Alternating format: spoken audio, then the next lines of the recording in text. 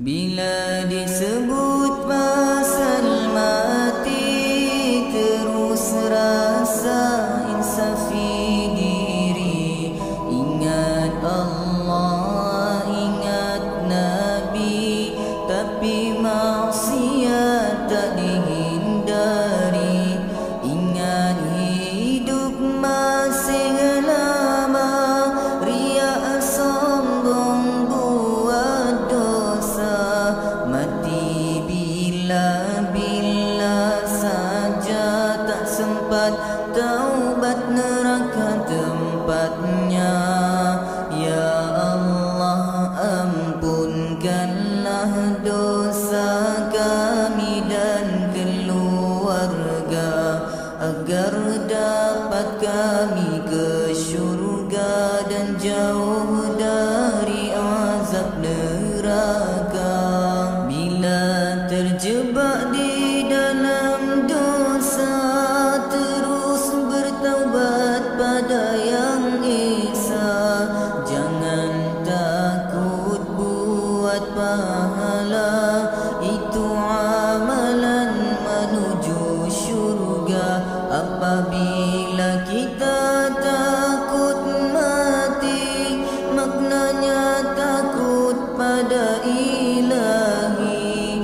Buat pahala, jangan lari, syurga neraka tentuan Ilahi. Ya Allah, ampunkanlah dosa kami dan keluarga, agar dapat kami ke syurga dan jauh dari azab neraka.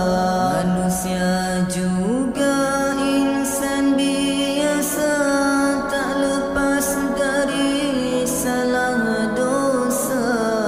Apakah salah buat pahala?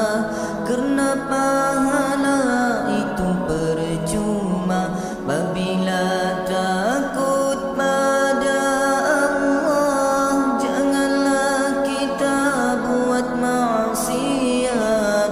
Kerana takut ditimpa musibah, lagilah takut apabila tersesat. Ya Allah, ampunkanlah dosa kami dan keluarga, agar dapat kami ke syurga dan jauh dari azab neraka. Orang muda zaman kini tidak takut pada mati, takut hilang harta dan bini, bukan muhrim keluar sana sini. Tidak takut pada dosa, kerana katanya boleh bertaubat. Jangan sampai akal terlupa, pintu ditutup hingga kiamat. Allah sungguh mengasihani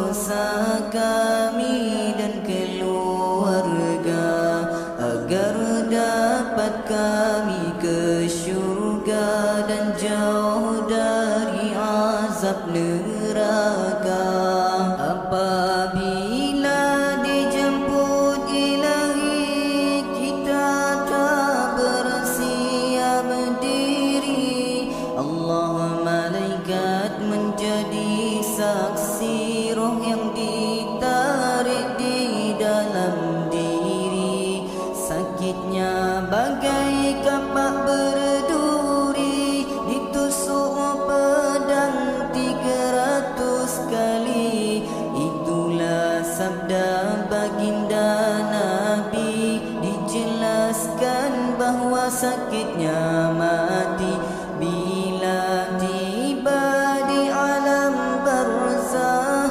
Panasnya teramatlah parah, takut dihukum ditimpa musibah kerana ku hamba yang bersalah. Wahai Tuhanku, ampunkan daku, ku tak ingin ke neraka-Mu. Walau sedikit amalanku, ampunkanlah segala dosa-dosaku. Ya Allah, ampunkanlah dosa kami dan keluarga, agar dapat kami ke syurga dan jauh dari azab neraka.